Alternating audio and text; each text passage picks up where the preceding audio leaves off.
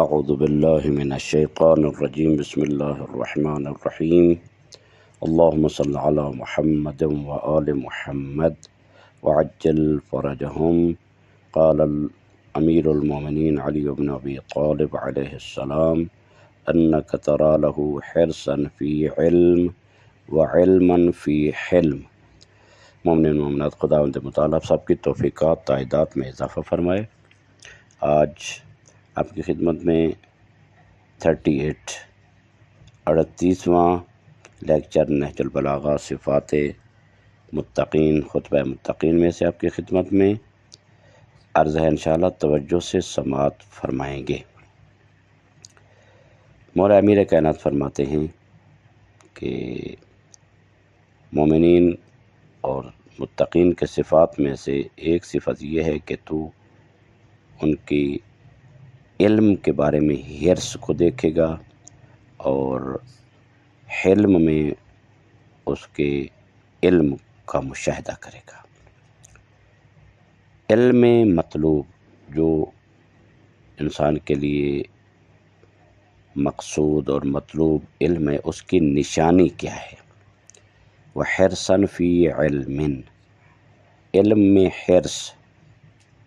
متقین کی ایک اور نشانی یہ ہے کہ وہ علم کے حصول میں حریص ہوتے ہیں، یعنی وہ علم حاصل کرنے کے لیے بیتاب اور کوشاں رہتے ہیں۔ علم نافع علم مراد ہے، نہ کہ ہر علم، کیونکہ علم حجاب اکبر بھی بن سکتا ہے۔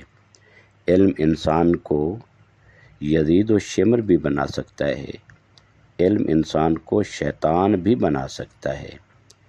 علم فقط بطور علم نہیں، بلکہ وہ علم جو علم نافع ہو، یعنی انسان کو نقصان نہ پہنچائے۔ یہاں ہر علم مراد نہیں۔ متقین اس علم کے پیچھے نہیں دوڑتے جس سے فائدہ نہ ہو، جیسا کہ حضرت امیر المومنین علیہ السلام دعا میں فرماتے ہیں، اللہم انی اعوذ بک من علم لا ینفع۔ اے اللہ، میں تیری پناہ مانگتا ہوں اس علم سے جو نفع نہ پہنچائے۔ تو معلوم ہوا کہ ہر علم مطلوب نہیں ہوتا اور نہ ہی ہونا چاہیے، بلکہ علم وہ ہو جو مسئلے کو حل کرے، جو گتھیاں سلجھائے۔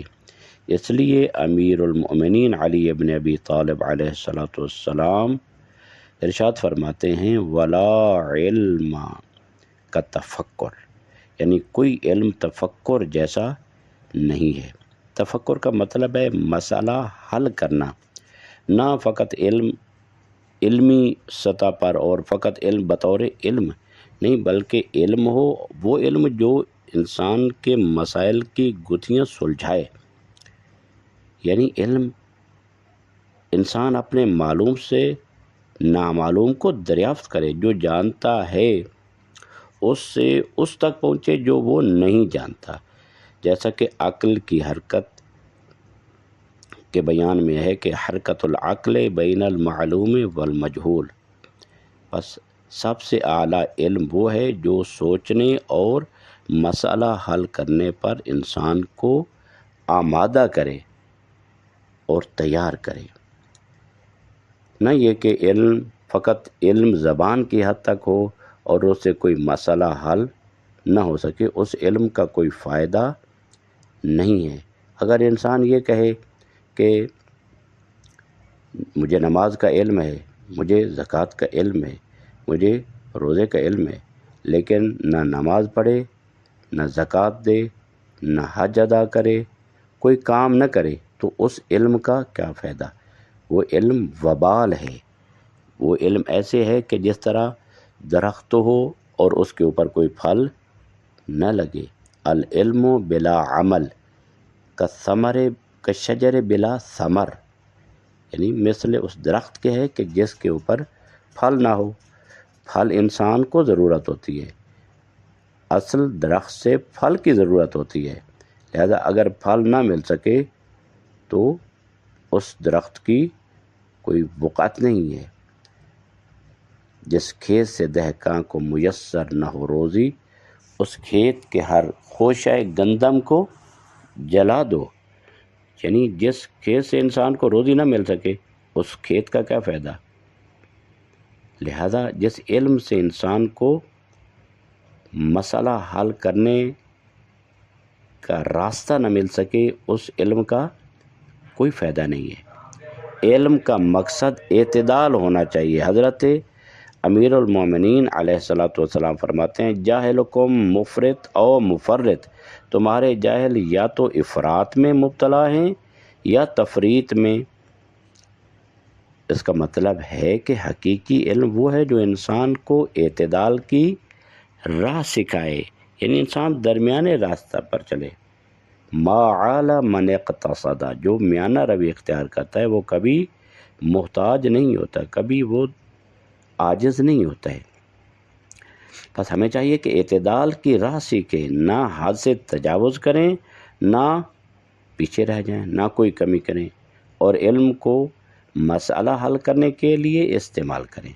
آج کی دنیا مسائل سے بھری ہوئی ہے اور اکثر لوگ افراط و تفریط کا شکار ہیں۔ یہ دو معیار، حل مسئلہ اور اعتدال، یعنی اعتدال بھی ہونا چاہیے اور مسئلے کا حل بھی ہونا چاہیے۔ ہمارے سامنے یہ دو چیزیں، ہمارا نصب العین ہونا چاہیے۔ علم کے حرص کی علت کیا ہے؟ اب جب ہم ان باتوں کو ایک جگہ کرتے ہیں تو سمجھ میں آتا ہے کہ حضرت علی علیہ الصلوۃ والسلام جن علماء کو چاہتے ہیں وہ بہت کم پائے جاتے ہیں، کیونکہ ہر کوئی اس معیار پر پورا نہیں اترتا ہے۔ حکمت نمبر 139 139 میں حضرت علی علیہ الصلوۃ والسلام جناب کمیل کا ہاتھ پکڑ کر صحرا لے گئے اور فرمایا ہا انہا ہنا لعلما جما، یہاں یعنی میرے سینے میں علم کا خزانہ ہے۔ لو اصبت لہو حملہ، اے کاش مجھے کوئی ایسا ملے جو اس کا اہل ہو۔ امیر المومنین علیہ الصلوۃ والسلام سے سوال کیا گیا کہ اے مولا آپ بتائیں کہ آپ کی کوئی حسرت بھی ہے؟ تو مولا نے فرمایا ہاں میری دو حسرتیں ہیں، اور وہ بھی امیر المومنین کی حسرت۔ مولا فرماتے ہیں کہ جتنا میں سخی تھا مجھ سے کسی مانگا نہیں، اور جتنا اللہ تبارک و تعالیٰ نے مجھے علم دیا تھا مجھ سے کسی نے استفادہ نہیں کیا، کسی نے مجھ سے علم کے سوال پوچھے نہیں۔ پھر فرماتے ہیں کچھ لوگ دنیا کے لالچی اور شہوت پرست ہیں، اقرب الشیء شبہا بہما الانعام الصائمہ، یہ چرنے والے جانوروں کے مانند ہیں، کیا میں ان کو علم دوں؟ کوئی پوچھتا تھا مولا آج بتائیں ہمارے گھر میں پکا ہوا کیا ہے، کوئی پوچھتا تھا کہ مولا بتائیں کہ میری داڑھی کے بال کتنے ہیں، یعنی کچھ پوچھتے تھے کہ ہماری پگڑی کے پیچ کتنے ہیں، یعنی ایسے ایسے اوٹ پٹنگ سوال کرتے تھے۔ وہ بھی امیر المومنین سے سوال، ایک آدمی سے، عام آدمی سے ایسے سوال کرنا یہ اچھا نہیں ہے۔ اور وہ جو علم لدنی کا مالک ہے، جس سے آسمان کے راستوں کے علم پوچھنا چاہیے تھا، جس سے مریخ کا راستہ اور جس سے زحل کا راستہ اور جس سے آسمانی راستوں کے بارے میں سوال کرنا چاہیے تھے، ان سے یہ گھٹیا گھٹیا سوال کرتے تھے۔ کچھ لوگوں کو خود اپنے علم و عمل پر ایمان نہیں ہوتا، تو پھر ان پر علم ضائع کرنا فضول ہے۔ اس لیے حضرت علی علیہ السلام نے فرمایا کذالک یموت العلم بموت حاملہ، جب ایسے حالات ہوں تو علم اپنے حامل کے ساتھ ہی دفن ہو جائے بہتر ہے، یعنی علم اپنے عالم کے ساتھ، جو جانتا ہے اس کے ساتھ ہی دفن ہو جائے تو بہتر ہے کہ نااہل تک وہ علم نہ پہنچے، ورنہ وہ خراب کر دے گا۔ وہ العلم نور یقذفہ اللہ فی قلب ما یشاء، علم ایک ایسا نور ہے کہ خدا جس کے دل میں چاہتا ہے اس کے دل میں داخل کر دیتا ہے۔ لا میراث کل علم، علم جیسی کوئی میراث ہے ہی نہیں۔ علم اس طرح کہ جس طرح اندھیرے میں چراغ ہے، یعنی جس طرح کہا جائے کہ جب اندھیری رات ہوتی ہے اور اس کے بعد دن کو سورج آ جاتا ہے، اس طرح علم ہے سورج کی مانند ہے کہ جو اپنی تمام چیزوں کو روشن کر دیتا ہے۔ لہذا علم کے لیے بہترین قلب چاہیے، علم کے لیے پاکیزہ قلب چاہیے، ورنہ اس بارش کی مانند ہے کہ جو بارش آسمان سے نازل ہوتی ہے تو اگر پھولوں پر پڑے تو خوشبو آئے گی، گٹر پر پڑے گی تو وہاں سے بدبو آئے گی، یعنی اس پانی کا کوئی قصور نہیں، علم کا کوئی قصور نہیں۔ علم علم ہے، علم نور ہے، جس جگہ پر پڑے گا اس جگہ کی ضرورت ہے کہ وہ جگہ ایسی پاک اور پاکیزہ ہو اور اس قابل ہو کہ اس نور کو اپنے اندر لے سکے۔ جبکہ دوسروں کی طرف لوگوں کے مسائل بھی زیادہ ہیں، تو یہی وجہ ہے کہ وحرصاً فی علم کا مطلب واضح ہوتا ہے۔ متقین اس لیے علم کے حریص ہیں کہ وہ خلق خدا کی نجات چاہتے ہیں، کیونکہ عوام کے مسائل شدید اور بحران کی سطح تک ہیں۔ لہذا حرصاً فی علم یعنی علم نافع، وہ علم جو انسان کے مسائل حل کرنے والا ہو، معاشرے کے مسائل کو حل کرنے والا ہو، اور انفرادی یعنی خانوادگی مسائل حل کرنے والا ہو، وہ جو علم ہے اس کی بات ہو رہی ہے۔ علم کا مقام کیا ہے؟ علم کسے کہتے ہیں؟ یہ کہ حضرت علی علیہ السلام نے فرمایا وَعِلْمًا فِي حِلْمٍ، یعنی متقی شخص کا علم حلم کے ساتھ ہوتا ہے، کیونکہ وہ اپنے علم سے دوسروں کے مسائل حل کرتا ہے، اور اگر وہ بردباری نہ رکھے تو وہ مسائل کا حل نہیں نکال سکتا ہے۔ ایسے افراد جس طرح کے امیر المومنین کے مخالفین معاویہ موجود ہیں، جن کا فائدہ اور حکومت عوام کی فقر و مشکلات میں پنہاں ہے۔ جیسا کہ حضرت علی علیہ السلام فرماتے ہیں ان معاویہ قاد لمۃ من القوات وعمس علیہم الخیر والخبر وعمس علیہم الخبر حتی جعلوا نحورہم اعراض المنیہ۔ معاویہ گمراہوں کی ایک جماعت کی قیادت کرتا ہے اور ان پر خبر کو مشتبہ بنا دیتا ہے، یہاں تک کہ وہ اپنی گردنوں کو ہلاکت کا نشانہ بنا دیتے ہیں۔ وہ علم، کیا علم جس میں انسانوں کو یعنی جاہل بنایا جائے اور انسانوں پر حق جو ہے وہ مشتبہ ہو جائے۔ اس جیسے افراد کچھ نادان اور ناسمجھ افراد کو آگے بڑھاتے ہیں، کچھ کتا صفت یعنی سگ صفت کو بھیجتے ہیں جو ہمیں کاٹنے کے لیے دوڑتے ہیں تاکہ ہم مسائل کو حل نہ کر سکیں، یعنی نہ خود مسائل کا حل کرتے ہیں اور نہ دوسروں کو مسائل حل کرنے دیتے ہیں۔ اس لیے حضرت علی علیہ السلام فرماتے ہیں الحلم فدام الصفی، بردباری حلم بے وقوف اور نادان کے لیے لگام ہے۔ ایک شخص کہتا تھا کہ ایک کتا میرے پیچھے لگ گیا، میں نے 2 روٹیاں خریدی تھیں، ایک ٹکڑا روٹی کا پھینکا، کتے کو مشغول کیا، وہ مصروف ہو گیا، پھر وہ آیا، میں نے ایک ٹکڑا پھینکا، پھر وہ مشغول ہو گیا، کھانے لگ گیا، یہاں تک کہ میں اپنے گھر پہنچ گیا۔ ہاں، روٹیاں میرے پاس نہ رہیں لیکن کتے نے مجھے نقصان نہیں پہنچایا، روٹی کھاتا رہا اور اپنے کام میں لگا رہا۔ اسی طرح اس طاغوت جیسے افراد سگ صفت کو بھیجتے ہیں، ایسے جو کہ کتے صفت ہوتے، ظاہری انسان ہے لیکن کتے صفت ہوتے ہیں۔ اگر انسان غصہ کرے تو وہ ہار جاتا ہے، لیکن اگر حلم رکھے، غصہ نہ کرے، تو یہ ایسے گندی صفت والے لوگ کچھ نہیں بگاڑ سکتے۔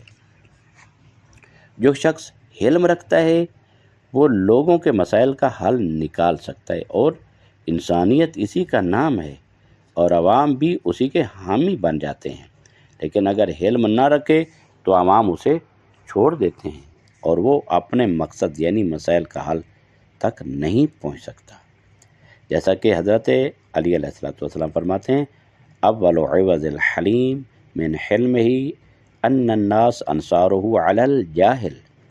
حلیم انسان کا حلم، اس کا پہلا انعام یہ ملتا ہے اس کو اپنے حلم کا، بردباری کا، کہ لوگ اسے جاہل کے خلاف مدد فراہم کرتے ہیں۔ یعنی حلیم اور بردبار انسان کے مددگار بہت زیادہ ہو جاتے ہیں، اور اس شخص کو بھی چاہیے کہ عوام کا ساتھ دیں تاکہ وہ تنہا نہ ہو اور سگ صفت افراد آ کر رکاوٹ نہ ڈالیں۔ تو اس لیے انسان کو علم رکھنا چاہیے۔ کیوں؟ کیونکہ وہ شفا دینا چاہتا ہے، علماً فی حلمن، اور عوام کے مسائل کا علاج علم کے بغیر ممکن نہیں ہے۔ یہی متقین کی ایک نمایاں واضح نشانی ہے، اور لوگ بھی دیکھتے ہیں کہ یہ شخص غصہ نہیں کرتا، دیکھتے ہیں کہ وہ واقعی علمی انداز میں مسئلہ حل کرتا ہے۔ ہمارے ائمہ علیہ السلام کی زندگی میں علم و بردباری کے بہت زیادہ واقعات ہیں۔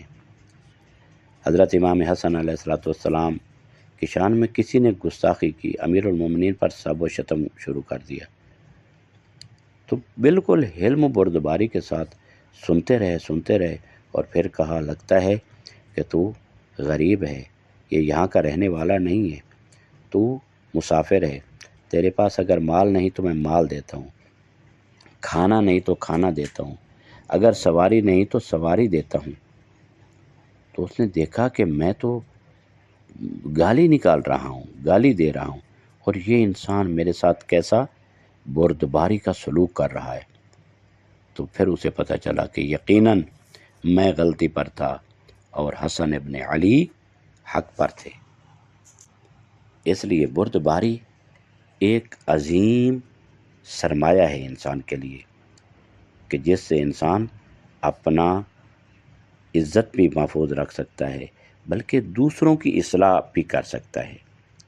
اگر امام حسن مجتبیٰ اس واقعہ میں اس سے بدلہ لینا چاہتے تو یقیناً لے سکتے تھے، لیکن وہ اپنی جہالت کی بنیاد پر یہ کر رہا تھا، امام اپنے علم کی بنیاد پر حلم کا مظاہرہ کر رہے تھے۔ اس لیے حضرت علی علیہ السلام نے فرمایا، فمن علامت احدہم انک تری لہ حرصا فی علم وعلما فی حلم۔ متقی کی ایک علامت یہ ہے کہ تم اس میں علم کی طلب کی حرص اور علم میں حلم کو دیکھو گے۔